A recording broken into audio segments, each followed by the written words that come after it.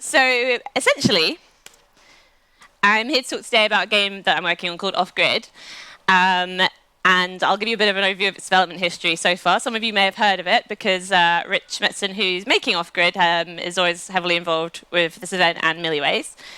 I want to go through a few of the hacking and social engineering mechanics in our game, and also talk to you what the talk is about is the modding that we're doing, and how on Friday you can come and join me in a workshop, and we can put you inside the game. So who is this bozo? This is me. I'm Stef Keegan. I'm an artist, writer, developer. I've been working in the film industry and the games industry for several years. I've been working mostly in VR for the last decade. If any of you are VR fans out there, you may have heard of some of the things I've worked on, Pixel Ripped and Windlands. And if you have played Windlands 2, you also might recognize my voice, because that's me. I'm Sarala. It sort of tends to happen in indie games when you run out of budgets. The developers end up being the characters. And earlier this year, I joined the company Semeopus, who are making Off Grid.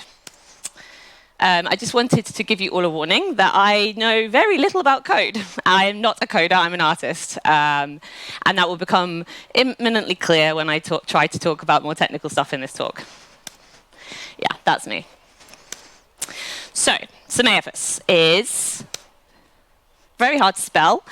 I'm always getting it wrong. It's an indie game studio founded by Rich Metzen and Pointus Schoenberg, two very lovely guys, and sadly aren't here today. And they really wish they were. They want to make games that matter. So essentially, further the maturity of the medium and have something to say. And at a talk at another hacking conference years ago, Rich saw a talk that inspired him to make this game. And they've been working Off Grid for roughly 10 years, as is the way sometimes when you're trying to support yourself as an indie development team and don't want to take money from the man, you have to support yourself. So we're still going, though. Anyone who may have backed us on Kickstarter, don't worry. It's still happening. We're still squirreling away. And for those of you who don't know, here is a quick trailer.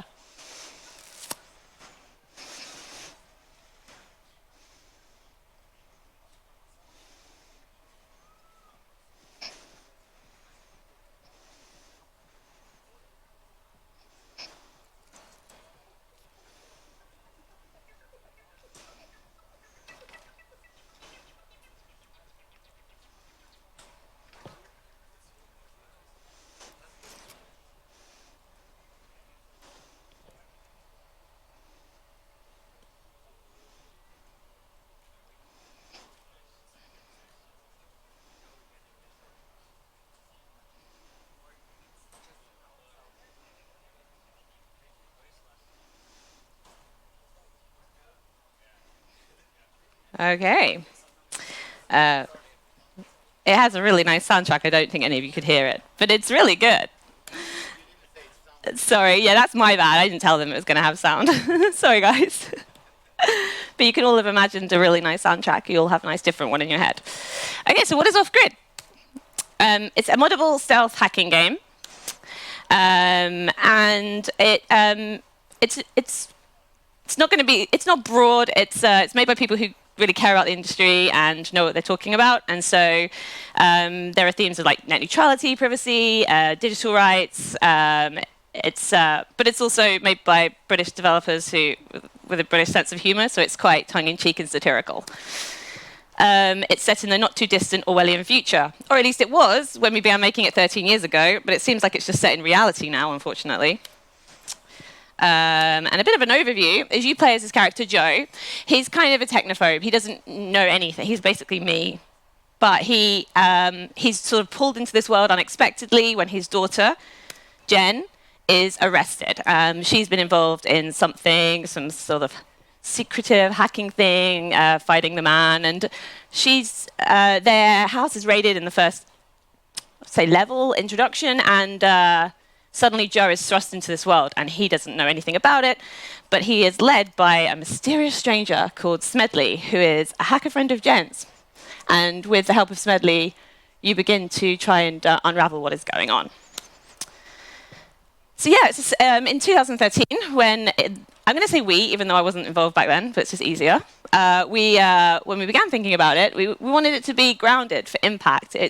We wanted to make jokes and laugh, but we wanted it to matter. So it was really important to us not to be alienating or confusing, and so we were worried that our lore would be too heightened. We're games developers, so we wanted to do weird things and exaggerate the tech and things. And back in 2013, some of our ideas seemed a bit out there. We scaled back on some of our network and surveillance tech because they seemed too unrealistic.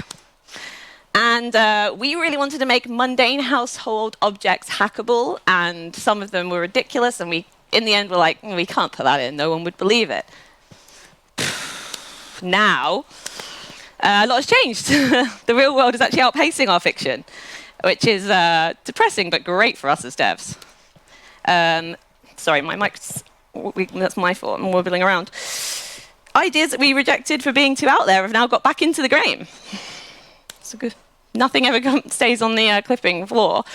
Yeah, we had to actually make the network and surveillance tools more pervasive for it to become more realistic, so that was interesting. And as for mundane objects on Wi-Fi, this is a cat toilet. What really bothers me about this picture is this woman's not only watching her cat poop, she's monitoring on the Wi-Fi at the same time. Like, what is that doing that your eyes aren't? Yeah, I actually own that toilet. Please don't hack my cat toilet. So the conception of the game is that it would be a game about data privacy. So inevitably, mechanics are covering things like hiding, cloaking, covering your tracks, that kind of stuff. So it naturally fell into a stealth genre kind of game, but Rich and Pontus were keen to make it original and do their own thing.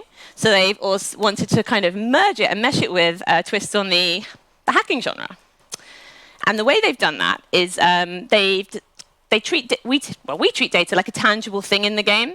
So it's like a breadcrumb trail which you can pick up. And I don't know if you can see that, but you have these kind of like Google glasses that can scan networks, and you can see the data around you. So essentially, as you play the game, the main goals are to get physical access to the building. You kind of want to scan for data, and you use that to crack or social engineer and to access networks. But also, you want to be careful how much you do that. You don't want to be discovered on the network. And there's much more in-depth, like Rich would tell you a lot more in detail about it, but I'm just going to give you a brief overview. So my favorite thing about it, actually, is the NPCs. So they built this NPC system, and the NPCs are kind of driven by an AI that is goal-oriented. And so when you build an NPC, and that's what we were doing at my talk on Friday, is building you as NPCs, is you create a character profile for your NPC. And there'll be things like they like, things they dislike, their favorite song, their kind of personality type. And with that information, as you scan and build up a much more detailed profile on them, it will help you do things like distract them better or brute force their passwords. And in this picture is the guard is sleeping, and the character Joe is scanning him for information, which he can then use to manipulate him later. Or you can just prank them. Yeah, you can distract them, send them somewhere, like the whole, what was that?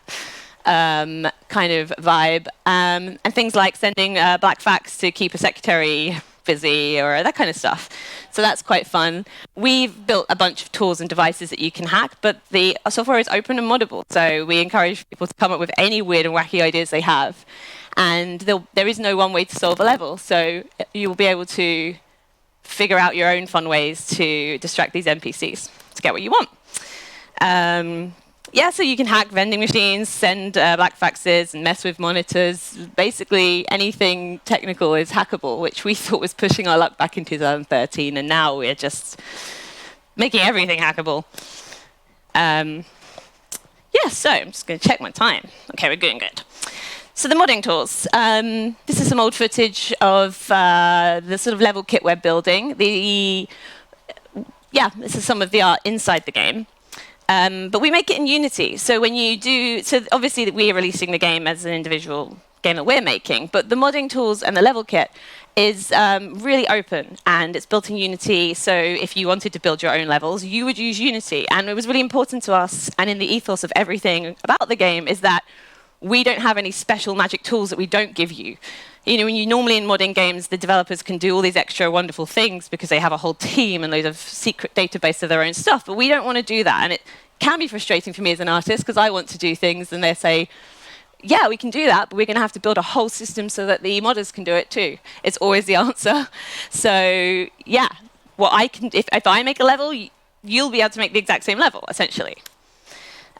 Using like Lua API and tools for scripting, you can create your own character profiles, as I mentioned. You can build interactive objects, and even having conversations with people via text message in the game. We have all these different modules you can use to build complex scenes. And we do envision that you will make really better scenes than us and better games than us. We're kind of excited to see what happens. And you can use my art, and there's been several excellent artists before me. Or you can import your own. There is no limit to what you do.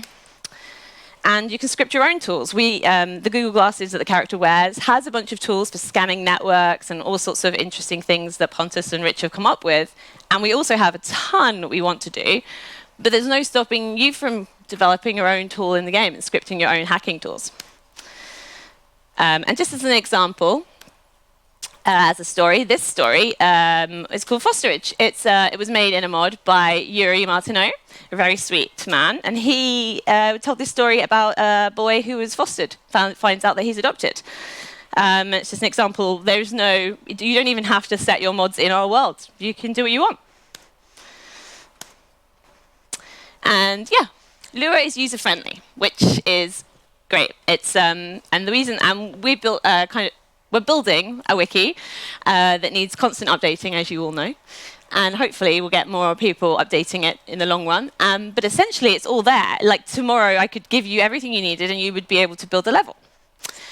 And even me, a total dumb artist, can do it. And I don't, like I said before, I didn't know any code at the beginning of the year. And now I'm writing Lua scripts so that I can make my characters do all sorts of things and run timeline animations. And it's great. And so what this talk was about is Milliways. So McFly, as many of you probably know, I'm sure most of you know who McFly is. He actually, and a bunch of people in 2019, built Milliways inside our moddable stuff. And it was really cool. There'll be like things you recognize in here, like the Milliways flags and the dome, and there's a rocket in here somewhere. I think you can see it very much in the distance of this picture. There's a rocket, tiny rocket on the screen. And so what they did is they built their own wiki page and sort of shared out the tasks to build all the art assets and took the map, and then they made their own version of Milliways in the mod and put themselves in it. And if any of you know McFly online, you'll recognize his profile picture, you know, that profile picture he uses is actually his character in here. And there's a lot we can add. So this year, obviously things have changed. There's new things around, and we never really finished the scene. So we're encouraging people to come on Friday and to add to the mod. You can build assets. Or there's updates 2023. There's things we don't have. We don't have you, so we can put you in it.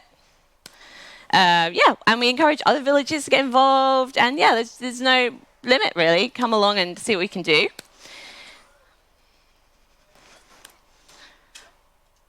And these are the times that I will be running the workshops on Friday. So essentially, yeah, we'll come and put yourself in a video game at 2:30 to 4:30 and 5 to 7. And it's going to be in the workshop dome, which I believe is there somewhere.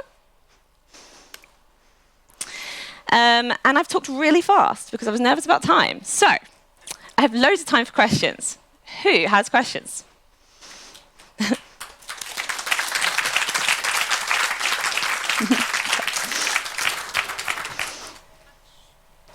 The talk. So thank you very much for the talk. You already had applause. This is nice, but you can give a new round while you are thinking about if you have any questions. If you have any questions, please line up at the microphone in the middle. There, if anyone wants to know something about the game Nothing or too the technical. workshop. Oh, you have a question? You have a question. Yeah. When the game is going to be released? Because I see it say coming soon.